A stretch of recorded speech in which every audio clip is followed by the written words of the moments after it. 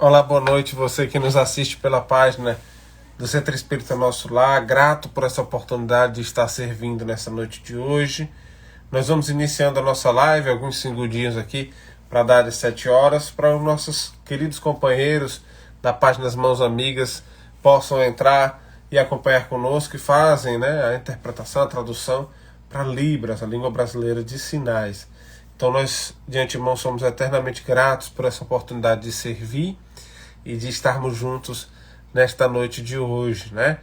Que nós possamos aí sentir essa paz conjunta. Então, aguardando os nossos companheiros da página adentrarem aqui. Minha amiga Sueli já entrou, que nos fez esse querido convite para essa jornada na noite de hoje, agradecendo essa oportunidade e aguardando os queridos amigos da página Mãos Amigas entrarem para que a gente possa fazer a nossa prece e dar seguimento à nossa fala, né?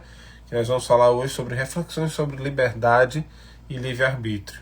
Boa noite, minha amiga Sueli, minha parceira. Espero que esteja tudo em paz aí com você. E vamos começando aqui as nossas atividades. Bom, enquanto os nossos amigos não chegam, a gente vai fazer uma pequena leitura de uma trova, pequenininha, do livro Trovadores do Além, de Francisco Cândido Xavier, tá? Eu que agradeço mais uma vez. É uma antologia, são diversos autores aqui, né, presentes. E a gente vai ler uma de Anísio de Abreu. Se a afeição te envolve em chama, não sigas rindo a matroca, porque a era também ama o arbusto que ela sufoca. Então que nós possamos, né, pensar sobre as afeições que nos envolvem, que nem sempre são amor, né? Claro, dá sim, dá para esperar. Que nem sempre o amor, né? A gente fez só essa leitura para a gente poder ir se harmonizando, né? Enquanto a nossa amiga vai chegando, a nossa amiga Ariane, que vai estar conosco hoje fazendo a interpretação de nossa fala para a língua brasileira de sinais, para Libras, né? Um abraço a quem vai chegando, uma boa noite a todos, muita paz, sejam bem-vindos a essa querida casa de orações que nos acolhe sempre com muito amor e muito carinho, né? Especialmente na noite de hoje. Então vamos aguardando aqui nossa amiga Ariane chegar conosco. Um abraço a todos os queridos amigos aí que estão entrando e acompanhando a nossa atividade da noite de hoje. Que Deus possa nos abençoar e que a paz de Jesus esteja nos inspirando e nos conduzindo. Opa! Nossas amigas aqui das Mãos Amigas entraram. Projeto maravilhoso. Nós gostaríamos de parabenizar pela iniciativa. Ariane, boa noite, tudo bom? Bom, sim, tudo bem. Que bom, que bom. Obrigado pela essa oportunidade de estarmos juntos, tá? Tá ótimo. Obrigada. Então vamos começar fazendo aqui a nossa prece, tá bom? Então vamos fazer a nossa prece.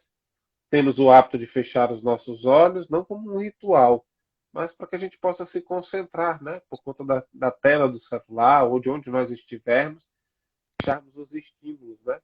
Exteriores para que a gente possa se concentrar num só pensamento. Também queria aproveitar para que vocês possam avaliar o nosso áudio, né? O nosso áudio, o nosso vídeo. Fiquem à vontade aí quem nos assiste, tá bom? Está tudo bem, está tudo ok.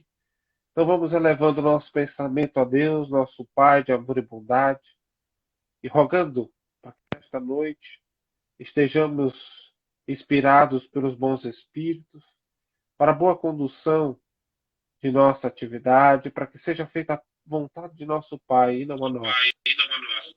Fica conosco, Pai querido, hoje, amanhã e sempre, a nos abençoar e a nos guiar. Que assim seja. Graças a Deus.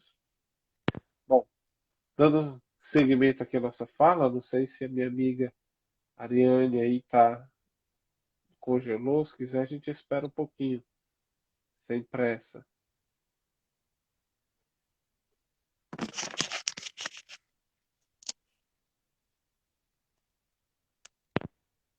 Bom, não dei um retorno. Está aí? É porque para mim congelou a sua imagem, mas eu vou dar seguimento, confiando que está todo mundo lhe vendo, tá bom? Então vamos lá. Como a gente ficou para falar sobre liberdade e livre-arbítrio, eu lembrei de uma fala da minha filha, tanto durante mesmo esse período da pandemia que nós estamos vivendo, né, de um certo distanciamento social necessário para preservar a nossa saúde, a saúde do nosso semelhante. Ela me fez uma pergunta muito interessante. Por que as pessoas não aceitavam ficar no distanciamento social logo por muito tempo, já que isso permitiria que nós conseguíssemos estar melhor, de saúde, mais rapidamente vencêssemos o Covid e mais rapidamente voltaríamos à nossa jornada. Um outro momento, durante a pandemia, nós estávamos assistindo um filme e o filme contava, né, sobre prisão, sobre erros, e ela me fez de novo uma pergunta sobre liberdade. Ela me perguntou por que a gente, muitas vezes, prefere, né, fazer coisas erradas, perdermos a nossa liberdade, ao invés de seguirmos os caminhos retos. E isso me chamou bastante atenção, porque ela tem 4 anos, e eu fiquei com essas duas perguntas, perdão, para a noite de hoje. E aí eu fui buscar o conceito de liberdade, né? E pelo dicionário Oxford da língua portuguesa, ele nos diz o seguinte: condição daquele que não se acha submetido a qualquer força constrangedora física ou moral. Condição daquele que não é cativo ou que não é propriedade de outra pessoa. Né? Autonomia, independência, soberania. Possibilidade que tem um indivíduo de exprimir-se de acordo com a sua vontade, sua consciência, sua natureza.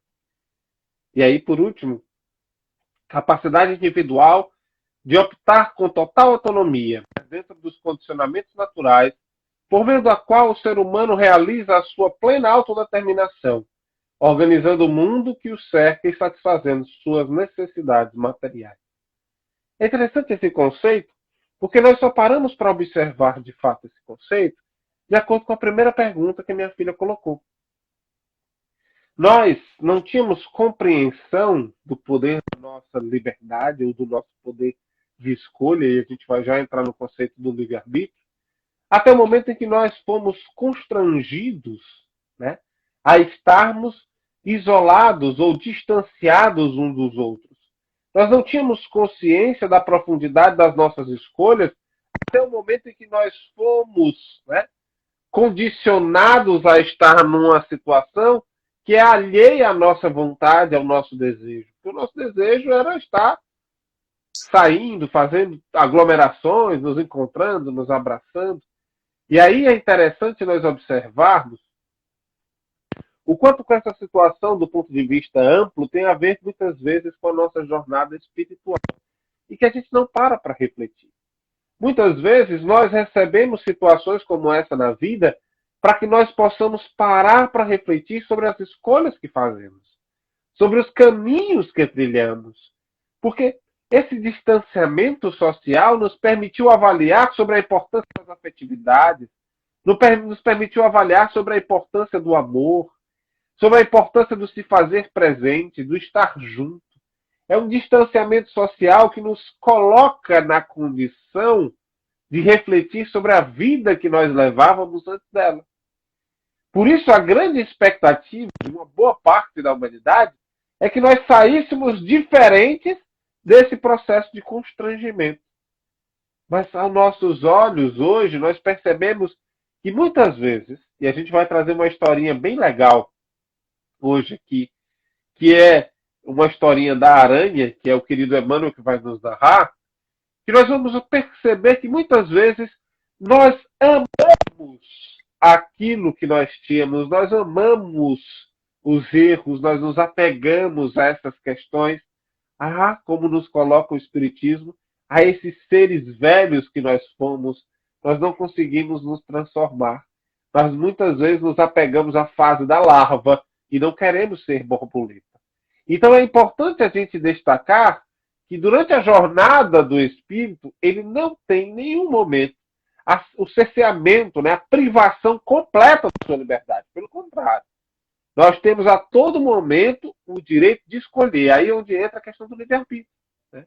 Onde nós podemos escolher os caminhos que nós vamos trilhar para a nossa jornada, que caminhos nós vamos fazer para as nossas vidas, mesmo com os constrangimentos que a vida nos coloca, mesmo com os constrangimentos a que somos submetidos, em qualquer das situações, nós temos a possibilidade de raciocinar sobre eles e escolher.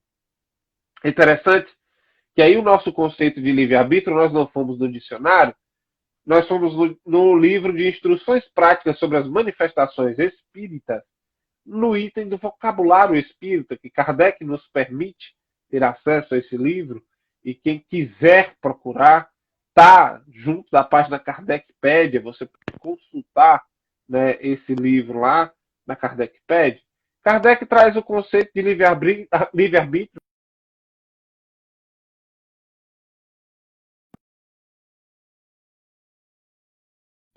Opa, voltei.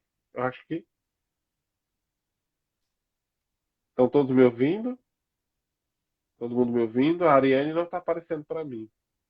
Acho que deu um probleminha aqui, acho queda de energia, de internet.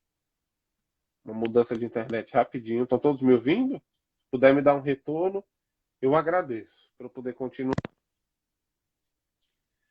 Obrigado. Então, continuando. No conceito de livre-arbítrio diz o seguinte: liberdade moral do homem, faculdade de guiar-se conforme a sua vontade. Olha só, é a liberdade moral. É aonde a vontade do indivíduo impera, né, de maneira mais forte, mais intensiva, na realização dos seus atos. Ensinam os espíritos que a alteração das faculdades mentais por uma causa acidental ou natural constitui o único caso em que o homem se vê privado do livre-arbítrio, né? Fora disto, é sempre senhor de fazer ou não fazer uma coisa. Ou seja, nós somos senhores de nossa jornada. Nós sempre temos a oportunidade de dizer não ou de dizer sim. É interessante aqui, a gente vai trazer mais à frente um pouquinho, mas já para casar, que na filosofia se coloca muito a questão do indivíduo, às vezes, não querer ser liberto, ou sentir-se livre, ou perceber o seu livre-arbítrio, porque ele perde a sua muleta. Que muleta? Aquela de ele colocar a culpa. Aquele de quem ele pode colocar a culpa. Então é muito mais fácil eu dizer, aproveitando o exemplo da minha amiga Sueli aqui, dizer que a Sueli foi quem me colocou em determinada condição. E isso o Espiritismo nos tira. O Espiritismo, na verdade, faz o que Jesus fez faz novamente o que Jesus fez há 2000 anos atrás, né? Porque quando Jesus vem, ele vai romper esse vínculo, porque muita gente alegava estar fazendo isso ou aquilo de acordo com as letras. Olha a importância disso, porque Paulo de Tarso vai escrever que a letra mata e o espírito é que vivifica. Porque nós estávamos muito mais apegados ao ritualismo da coisa, à letra da coisa.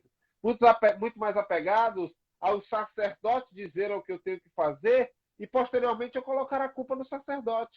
Só que quando a gente chega com Jesus e com o Espiritismo, a gente descobre que ao chegar no plano espiritual, eu não vou poder colocar a culpa em A, em B e C.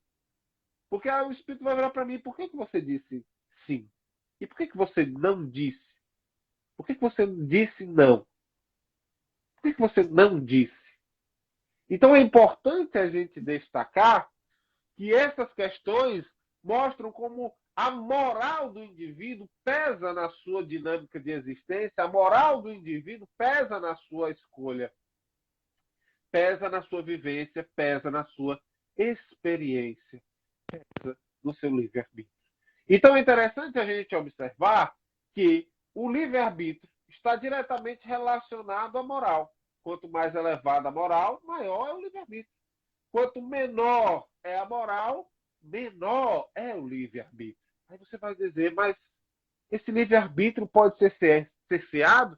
Na verdade, é quando a gente observa a nossa... Faz uma analogia com a infância.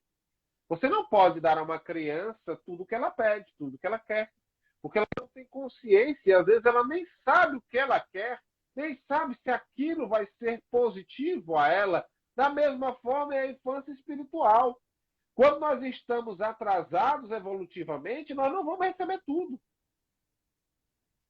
Nós não vamos ter acesso a tudo. Não vamos poder fazer tudo. Olha a consciência de um espírito que tem compreensão desse livre-arbítrio da liberdade. É Paulo. Tudo me é lícito, mas nem tudo me convém. É a importância de a gente destacar a consciência que o indivíduo precisa ter sobre as suas escolhas. O querido Haroldo Dutra Dias até pontua posteriormente que quando nós chegarmos ao estágio evolutivo de Jesus, nós vamos estar diante de Deus e dizer assim, que seja feita a sua vontade. Porque nós vamos entender que a vontade divina nas nossas vidas é o melhor que pode acontecer. Muito melhor do que as nossas escolhas, do que a nossa própria vontade. É ter a consciência de que essa vontade é que quer o bem. E que muitas vezes o que nos distancia de Deus e da vontade dele somos nós mesmos, as nossas escolhas, a nossa caminhada. Então é importante a gente destacar isso para a nossa jornada. A gente ter consciência de que somos nós que direcionamos as nossas vidas. Somos nós que direcionamos a nossa jornada. Não é a mãe, não é o pai, não é o tio, não é a escola, não são os sofrimentos, não são as dores, somos nós. Somos nós que escolhemos como nós vamos viver. Tem dois exemplos muito interessantes, essa questão de como nós vamos olhar para as situações, como nós vamos caminhar pela vida, que eu gosto muito. Um deles é um filme, Aventuras de Pi. Na verdade, ele é um livro, né? A história, e aí, posteriormente, se transforma no filme. Mas no filme, a gente coloca como um acesso maior, né, às pessoas. Lá a gente percebe uma história. E, ao final, a gente descobre que, na verdade, ela é uma metáfora. Ela não é a história verdadeira. Desculpa dar spoiler para quem ainda não viu o filme, mas é porque, como já é um filme bastante antigo, a gente pode comentar um pouquinho sobre isso. E ele faz uma metáfora no sentido de mostrar a todos nós a importância da divindade em nossas vidas. Porque a realidade é muito mais sofrida, mas a capacidade do indivíduo fazer essa metáfora, fazer esse olhar mais suave para essa realidade, mostra o caminho que ele escolheu. Mostra que é o caminho da leveza. Inclusive, ele faz uma reflexão no filme, né? Você vai seguir qual caminho, né? É interessante que eu costumo ter comigo que todo pessimista ele se trage de realista, né? Ele vai dizer sempre, não, eu sou uma pessoa realista, eu estou vendo a realidade, eu só vejo os fatos. E, na verdade, não é bem assim. Nós sempre temos a oportunidade de ver situações melhores do que aquelas que nós estamos vendo. De perceber a condição numa situação muito melhor. Cabe a quem? A nós. E isso é fruto do nosso livre-arbítrio, que está atrelado à nossa moralidade, à nossa caminhada. Por isso que é um exercício constante de transformação moral que permite que nós tenhamos maior consciência ou maior acesso a esse livre-arbítrio. E aí tem dois pontos importantes que às vezes nós imaginamos que aconteçam, que é a fatalidade e o determinismo, né? Que nós imaginamos pelas compreensões que trazemos de outras interpretações religiosas ou mesmo de outras experiências e leituras no meio espírita, de que a fatalidade, o fatalismo existe. Esse fatalismo ou esse determinismo, o querido Emmanuel faz questão de dizer para a gente que ele só existe na hora da nossa morte e na hora de nossas provas e expiações, porque são elas que são necessárias para a nossa evolução. E nossas provas, nós nem escolhemos quais as provas, nós escolhemos o gênero dessas provas. É diferente, né? Eu quero prova de matemática. Agora, qual a matemática que vai vir? Eu não sei. Vai vir uma prova de matemática para mim. Eu estou escolhendo o gênero dessa prova. Então, se eu quero um sofrimento familiar, agora, como vai ser a estrutura desse sofrimento familiar? Quem vai escolher são as pessoas mais habilitadas a escolher e a perceber o que é importante para o nosso processo evolutivo, né? É aí que a gente traz uma mensagem do livro Nascer e Renascer, do querido Emmanuel, intitulada Fatalidade e Livre-Arbítrio, tá? É um livro maravilhoso, ele é pequenininho, muito bom, e essa mensagem ela é profunda e extremamente significativa. Diz assim o querido Emmanuel: antes do regresso à experiência no plano físico, Nossa alma em prece roga ao Senhor a concessão da luta para o trabalho de nosso próprio reajustamento. Solicitamos a reaproximação de antigos desafetos. Imploramos o retorno ao ciclo dos obstáculos que nos presenciou a derrota em romagens mal vividas. Suplicamos a presença de verdugos com quem cultiváramos o ódio, para tentar a cultura santificante do amor. Pedimos, seja levado de novo aos nossos lábios o cálice das provas em que fracassamos, esperando exercitar a fé e a bênção da volta. Efetivamente, em tais circunstâncias, o esquema de ação surge traçado. Somos herdeiros do nosso pretérito e, nessa condição, arquitetamos nossos próprios destinos. Entretanto, idealizados temporariamente ao veículo terrestre, acariciamos nossas antigas tendências de fuga ao dever nobilitante. Instintivamente, tornamos despreocupados à caça de vantagens físicas, de caprichos perniciosos, de mentiroso domínio e de nefasto prazer. O egoísmo e a vaidade costumam retomar o leme de nosso destino e abominamos o sofrimento e o trabalho, quais se nos fossem duros algozes, quando somente com o auxílio deles conseguiremos soerguer o coração para a vitória espiritual a que fomos endereçados. É por isso que a fatalidade e o livre-arbítrio coexistem nos mínimos ângulos de nossa jornada planetária. Geramos causas de dor ou alegria, de saúde ou enfermidade em variados momentos de nossa vida. O mapa de regeneração volta conosco ao mundo, consoante as responsabilidades por nós mesmos assumidos no pretérito remoto e próximo. Contudo, o modo pelo qual nos desvencilhamos dos efeitos de nossas próprias obras facilita ou dificulta a nossa marcha redentora na estrada que o mundo nos oferece. Aceitemos os problemas e as inquietações que a Terra nos impõe agora, atendendo aos nossos próprios desejos na planificação que ontem organizamos fora do corpo denso, e tenhamos cautela com o modo de nossa movimentação no campo das próprias tarefas. Porque, conforme as nossas diretrizes de hoje, na preparação do futuro, a vida nos oferecerá amanhã paz ou luta, felicidade ou provação, luz ou treva, bem ou mal. Aqui ele traz o Emmanuel, e a gente faz questão de fazer alusão, referência à epístola de Paulo, ou de Pedro, perdão, primeira epístola de Pedro, capítulo 4, versículo 8, que diz o seguinte: mas, sobretudo, tende ardente amor um para com os outros, porque o amor cobrirá a multidão de pecados. Por que ele faz alusão a essa passagem? Porque nós somos herdeiros de nós mesmos, somos herdeiros de nossa jornada, e com os nossos erros só serão resgatados se nós formos capazes de vivenciar o amor, de nós escolhermos o amor. Nós nos lembramos do mesmo Emmanuel, que nos dá esse sinal de como nós, muitas vezes, continuamos seguindo essa jornada de sofrimento e de dor, por escolha e apego nosso. No exemplo do livro há 2000 anos, porque Emmanuel tem a oportunidade de estar diante de Jesus. E quantos de nós, muitas vezes, rogamos a oportunidade de estar diante do Cristo, a oportunidade de estar diante do Salvador, diante daquele que governa este planeta. E Emmanuel teve essa oportunidade. Jesus olha para ele e diz: tens hoje ou daqui a milênios para me seguir? Compete a você mesmo a escolha da jornada, a sua escolha. E o Emmanuel escolheu os milênios para seguir Jesus, assim como nós também escolhemos muitas vezes os milênios vindouros para seguirmos os seus exemplos. É por isso que essa associação junto a Pedro, de que nós possamos lembrar de que o amor é que cobre a multidão de pecados.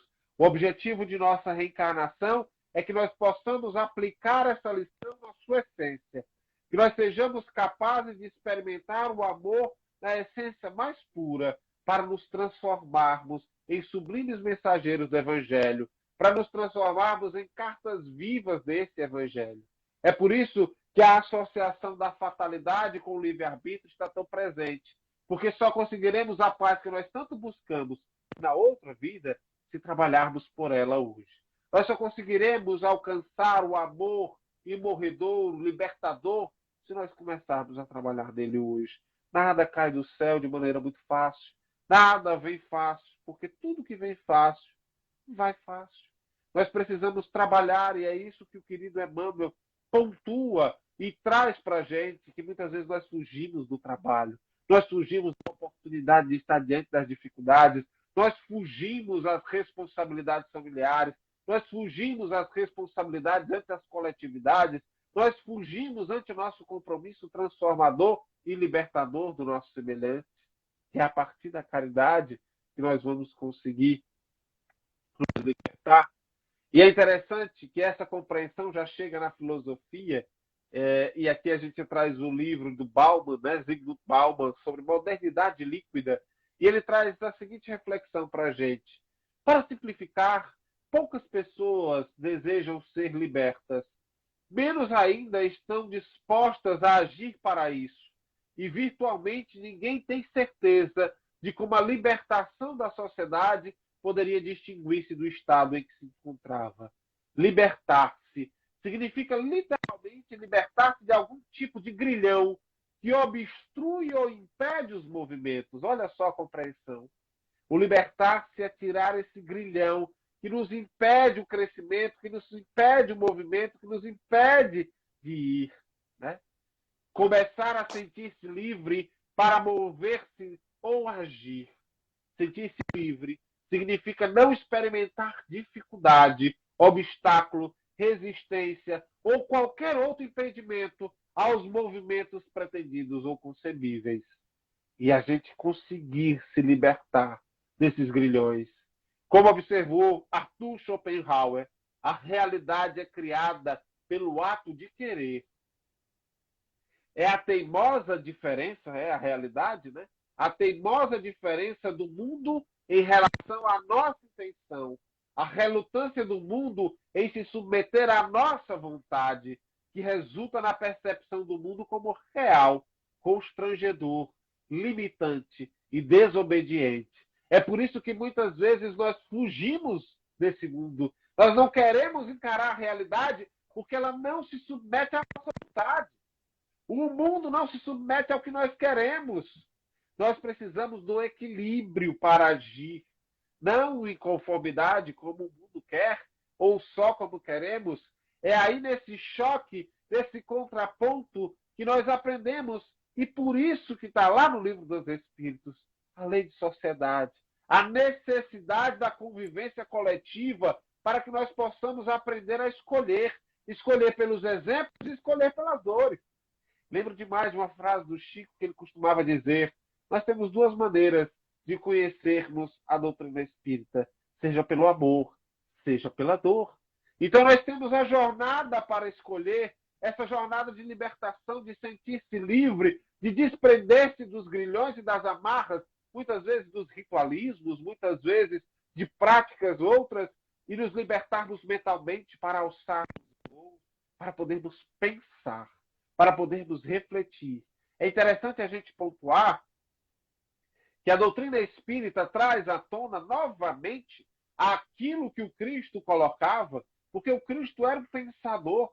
Ele se colocava diante das pessoas para propor as suas ideias, para que elas pensassem sobre elas e, a partir desse pensar, contra-argumentassem e construíssem o saber de maneira coletiva. Vários são os exemplos que nós temos nas passagens bíblicas de pessoas que interpelavam, de que perguntavam, de contrapunham Jesus, na esperança de obter dele a resposta pronta. E Jesus propunha sempre a pessoa para pensar, para se libertar. É por isso que ele colocava a libertação acima de tudo, do engessamento da letra, da tradução, do engessamento de que nós podemos perceber hoje na doutrina pela fala de Kardec, de que a doutrina espírita não repousa na cabeça de uma só pessoa, não repousa na cabeça de Kardec, nem de qualquer outro que trabalhe em casa espírita. Ela não repousa em um ser humano. E esse é o ponto que Jesus trazia. Ninguém detém a verdade. Ela é uma verdade coletiva, construída, percebida. E nós percebemos isso com o trabalho da doutrina espírita, quando olhamos a codificação, É um trabalho coletivo entre dois planos para a libertação desses grilhões que nos prendem ao desejo, ao anseio pelo erro. Nós ainda desejamos, muitas vezes, nos apegamos aos aspectos materiais, desejamos a satisfação material e muitas vezes esperamos que essa satisfação material nos liberte espiritualmente. É por isso que nós não conseguimos, muitas vezes, nos sentirmos plenos. E como coloca Joana de Ângelo no livro Plenitude, que fala sobre o nosso apego do sofrimento, nós gostamos do sofrer, nos apegamos a esse sofrer, e muitas vezes, quando nós não temos esse sofrimento, nós criamos para nos alimentar. Seja nos nossos relacionamentos com ciúmes excessivos, seja nas nossas experiências de trabalho, onde a gente vê defeito em tudo, a gente passa a criar esses problemas, a gente não se liberta disso. Ser livre é ser capaz de sentir como nos coloca o Bauman como um fluido. Aí a gente vai fazer uma comparação interessante. O Bauman vai nos trazer o livro que nós trouxemos, A Modernidade Líquida. Logo no começo, ele vai fazer uma diferença entre fluido e sólido. E é interessante que os espíritos fazem esse comparativo dos corações cristalizados, dos corações endurecidos, aqueles que permanecem fixos nos mesmos pensamentos, nos mesmos ideais, fixos a esses grilhões, a esses erros, fixos a essas escolhas morais ainda atrasadas, enquanto que aquele que é fluido consegue seguir o seu caminho, não consegue ser represado por muito tempo. E aí o tempo é importante. Para aquele que é fluido, ele sabe a importância do tempo e segue com ele. E aquele que é endurecido fica preso no tempo do passado. O tempo transcorre e ele continua como o mesmo. Por isso a importância de nós entendermos a liberdade e esse livre-arbítrio. Por isso a importância de nós entendermos a nossa vontade, o nosso querer. Querer. Nós precisamos querer sermos bons. Nós precisamos querer sermos espíritos de luz. Nós não podemos fugir a esse desejo e muitas vezes a gente se nega. E para sermos espíritos de luz, nós não temos como fugir, nós vamos encontrar o sofrimento ao nosso redor. E nosso objetivo não é mergulhar no sofrimento para se alimentar dele, mas fazer desse sofrimento uma alavanca de crescimento nosso e da coletividade que está ao nosso redor. É fazer essa transformação espiritual, que é o que nos é aguardado. É aí que a gente traz o livro também da psicografia de Chico, e o autor é o Jair Presente, é quem sopra, né, quem dita o nosso querido Chico. É o capítulo 19, e o título do livro é Loja de Alegria, mas o título da lição é A Lição da Mariposa. É uma reflexão maravilhosa do Jair Presente que eu gostaria de ler para a gente, para depois procurar ler para nós hoje, né, as lições do nosso querido Emmanuel na lição da aranha. São dois animais que nós vamos aprender hoje. A primeira, a mariposa. Ele diz o seguinte: a mariposa, de longe, nota a chama que a seduz. Ante a fina vela acesa, ela deseja mais luz. A princípio, voa incerta, sobe ao teto e desce à mesa. De perto, a luz lhe parece um lar de amor e beleza. Aproxima-se encantada, sente-se forte e aquecida, não mais o frio da sombra, ali é calor e vida. Embriagada de sonhos, atende a impulsos fatais, quer a doce labareda, abordando-a mais e mais.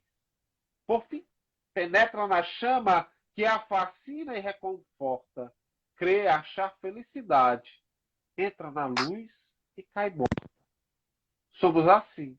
Se buscamos somente o que nos agrada, queimamos o tempo e a vida em nome da liberdade. Então nós fazemos mau uso da nossa liberdade e continuamos fazendo, observando a nossa realidade que nós estamos experimentando agora, nós continuamos fazendo mau uso da nossa liberdade. Nós continuamos escolhendo errado quais os caminhos da nossa vida. Por isso, Jesus já nos dizia: orai e vigiai.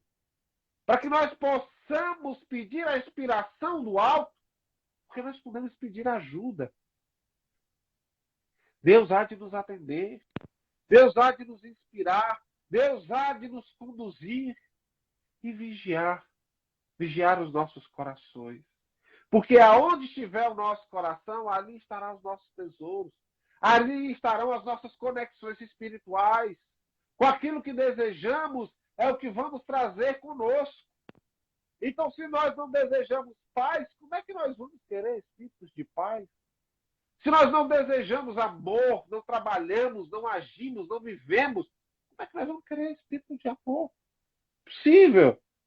É uma lei que ela não pode ser revogada, é irrevogável. A lei de afinidade. É uma lei que nos permite sincronizarmos. Por isso que Jesus nos diz, me diga com quem andas que eu te direi quem és. No sentido de dizer, me diga quais são as tuas escolhas que eu te direi quem é. E aí, a gente inverte com a doutrina espírita, né? Me diga quem és, que nós diremos com quem andas. Da mesma forma, me diga quais as escolhas que nós vamos te dizer quem são os teus companheiros. O que escolhes para a vida? Quais as condutas para a vida? É interessante que Kardec, lá na questão 872, né, das leis morais, no livro dos Espíritos, ele vai querer nos conduzir, né, para uma reflexão sobre a lei de liberdade. Ele vai tentar, né, resumir para a gente, dizendo o seguinte: a questão do livre-arbítrio pode se resumir assim. O homem não é fatalmente levado ao mal. Os atos que pratica não foram previamente determinados. Os crimes que comete não resultam de uma sentença do destino. Ele pode, por prova e por expiação, escolher uma existência em que seja incitado ao crime. Quer sobrevenham, mas sempre será livre para agir ou não agir. E é importante a gente pontuar aqui, né? Nós podemos estar sendo incitados ao crime constantemente. É uma escolha nossa. Uma necessidade nossa evolutiva, aprender, mas agir ou não agir, não é um determinismo. Não é Deus, não foram os espíritos. Somos nós. Nós que escolhemos. Aí ele continua, mais à frente no texto. Desprendido da matéria e do estado de erraticidade, o espírito procede à escolha de suas futuras existências corporais, de acordo com o grau de perfeição a que haja chegado. Olha só a relação que nós já fizemos lá no começo, do grau moral, é uma liberdade moral, como Kardec nos conceitua, como a moralidade está associada ao livre-arbítrio. Né? E é nisso, como dissemos, que consiste, sobretudo, o seu livre-arbítrio. Essa liberdade, a encarnação não anula. Se ele cede à influência da matéria, é que sucumbe nas provas que por si mesmo escolheu, para ter quem o ajude a vencê-los, concedido-lhe é invocar a assistência de Deus e dos bons espíritos. Ou seja, mesmo diante de todos os estímulos que nos levem ao erro, nós ainda temos a oportunidade de pedir, de invocar a Deus e os bons espíritos o auxílio para que não caiamos nas tentações. Lembremos do Pai Nosso, né? Livrai-nos de todo mal, amém, né? Livrai-nos das tentações, livrai-nos das quedas a que nós estamos suscetíveis, dos ambientes em que vivenciamos. Nós nunca poderemos alegar a carne é fraca, isso não existe. Não existe. Para qualquer conduta que nós tomemos em nossa vida, isso não existe. A escolha sempre é nossa. E ele continua, sem o livre-arbítrio, o homem não teria nem culpa por praticar o mal, mas ao mesmo tempo também não teria o mérito em praticar o bem. A fatalidade, como vulgarmente é entendida, supõe a decisão prévia e irrevogável de todos os sucessos da vida. E a gente sabe que isso não existe. Qualquer que seja a importância dele, se tal fosse a ordem das coisas, o homem seria qual máquina sem vontade? Uma máquina só para agir, para funcionar, está ligado e pronto. É interessante que ele continua. De que lhe serviria a inteligência se tivesse invariavelmente dominado em todos os seus atos pela força do destino? Se nós somos dominados pelo destino, do que adianta a gente pensar? Do que adianta a gente aprender? Do que adianta a gente buscar filosofia? Do que adianta a gente buscar ir para o espaço? Do que adianta a inteligência se nós estamos fadados? A única coisa que nós estamos fadados a ser é sermos felizes, como espíritos puros. Ele continua. Nunca há fatalidade nos atos da vida normal. Não há fatalidade. nas questões ordinárias da vida, do dia a dia, do corriqueiro. Eu não quebrei meu pé porque eu quebrei o pé na vida passada. Não é assim. E a gente costuma brincar, né, com isso. E muitas vezes a gente acaba levando a sério. Da morte é que o homem se acha submetido em absoluto à inexorável lei da fatalidade, pois não pode escapar à sentença que lhe marca o termo da existência, nem ao gênero da morte, que há de cortar a este fio. Né? Então nós não podemos fugir à morte. Todos nós estamos fadados a passar por essa experiência transcendental, essa experiência de mudança de estado, de mudança de casa, digamos assim. E nós não podemos evitar, nem mesmo o gênero com o qual nós seremos levados. Né? E aí é interessante que eu gostaria de trazer para a gente, para que nós possamos encerrar comentando essa passagem, né? Já que nosso tempo vem chegando ao fim. E o livro é, perdão, Agora é o Tempo, de Emmanuel, psicografia de Francisco Cândido Xavier, e é o capítulo 25, que nos fala da lição da aranha.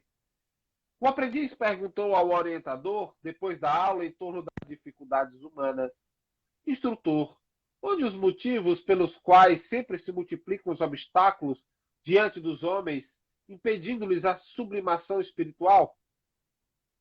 O aluno, né, o aprendiz, ele pressupõe na sua pergunta de que todos esses obstáculos que estão ao nosso redor compõem esse processo de fatalidade que não nos deixa alçar voos maiores. Olha só.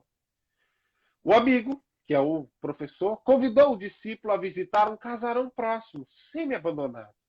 Entraram e, numa sala espaçosa, grande aranha se mostrava presa no centro da caprichosa rede de fios, entretecida por ela mesma. Ou seja, a aranha estava envolvida na sua teia.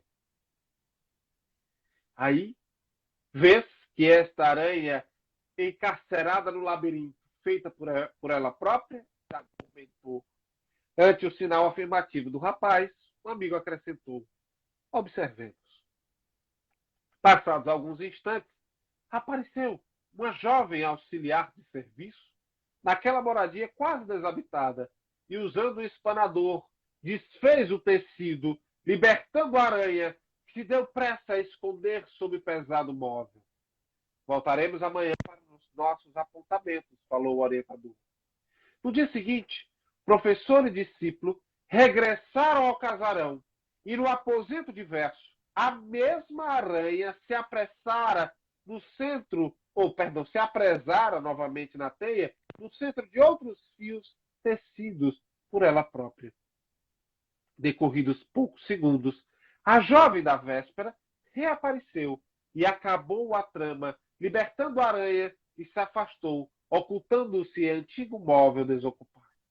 Mais um dia, e pela terceira vez, o instrutor e o aprendiz retornaram ao mesmo local, surpreendendo a mesma aranha ao centro de outra complicada rede de fios, criada por ela mesma. A jovem já conhecida surgiu e, agitando o espanador, liberou a aranha, que rapidamente tomou um novo esconderijo sob a mala suspensa. Foi então que o mentor, dirigindo-se ao rapaz, resumiu a lição, esclarecendo. Lembrou você que os homens lutam com grandes entraves no caminho da elevação. Mas é preciso reconhecer que a maioria dos nossos companheiros no plano físico quase sempre agem à maneira da aranha. O espanador providencial do sofrimento surge a libertá-lo das prisões engenhadas e construídas por eles mesmos. Entretanto, que podemos fazer se eles mesmos se escondem nos hábitos que acalentam e depois, usando o livre-arbítrio, criam novos problemas para eles próprios? Então, como aranhas, nós muitas vezes recebemos o sofrimento e a dor para nos libertar das nossas condutas, e isso acontece de maneira individual, de maneira coletiva, como que nós passamos. Mas como as aranhas, nós buscamos nos esconder e fugir à realidade, como nos coloca o Schopenhauer, porque essa realidade ela não vai nos agradar, ela não vai se submeter à nossa vontade, essa realidade não vai se dobrar às nossas escolhas. E como aranha nós nos escondemos e voltamos a tecer os mesmos fios novamente, todos os dias, escolhendo novamente cair nos mesmos vícios. É por isso a necessidade de nós nos libertarmos quando nós podemos fazer escolhas diferentes. É por isso que nós sempre reprisamos em nossas falas, quando temos a oportunidade de servir, é sempre dizendo que o objetivo da doutrina espírita não é o fenômeno mediúnico. O objetivo da doutrina espírita é a transformação moral dos indivíduos e, em especial, da humanidade como coletividade. Então, grato por essa oportunidade de estarmos juntos nesta noite de hoje, gratos à equipe dos Bons Amigas por ter feito toda a interpretação de nossa fala, agradecido pelo carinho da Ariane, toda a equipe, todos os trabalhadores dessa casa querida que nos acolhem gentilmente e que nos ofertaram esse espaço de servir. Nós queremos agradecer muito. E para encerrar, gostaríamos de fazer a nossa prece de encerramento, convidando a todos para fecharmos os nossos olhos, não como ritual, mas como hábito de concentração. Então, que Deus possa nos inspirar, nos conduzir em nossas jornadas, especialmente depois da noite de hoje, para refletirmos sobre as escolhas de vida que temos feito, quais os caminhos que temos trilhado, e que nós possamos, diferentemente das aranhas que víamos sendo, poder fugir desses hábitos perniciosos que nos causam dor e sofrimento, nos libertando, nos sentindo livres para buscarmos a luz, não como a mariposa, a luz da matéria, que é fugaz e que queima, mas a luz libertadora do amor e da mensagem de Jesus, que há de nos guiar pela eternidade. Fica conosco, Pai querido, e dá-nos a permissão de encerrarmos o nosso trabalho da noite de hoje. Que assim seja, graças a Deus. Muito obrigado a todos, desejando sempre muita paz, muito carinho, muita luz, que Jesus possa nos abençoar, abençoar os nossos lares e abençoar essa casa espírita querida que nos acolhe de maneira tão gentil. Um beijo no coração de todos e até a próxima. Um abraço, minha amiga Ariane, minha amiga Sueli e a todos que nos acompanharam na noite de hoje.